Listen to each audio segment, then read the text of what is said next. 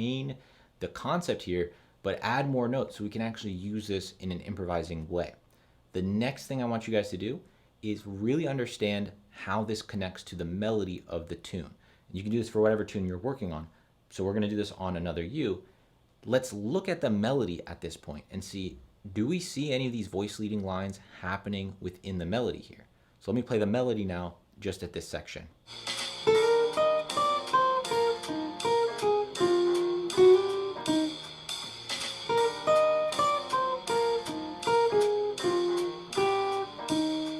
So within this melody, you might notice a couple of the same voice leading we talked about. The D to C,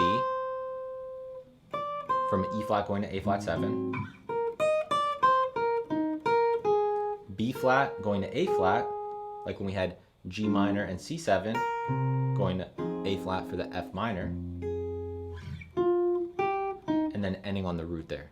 Right, so we saw actually a couple of these paths, the D going to C and the B flat going to A flat, in our path 2 when we started with the 7th.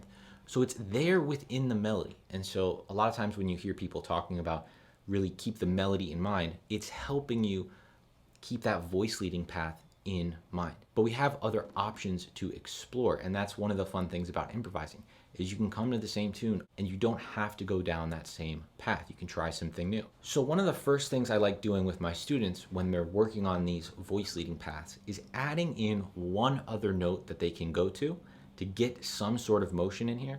And I think it works best to start with the 5th. So the 5th of the key usually is a good common note throughout all of these turnaround chords. And what we're going to do is just bounce back between the voice leading path and then the 5th.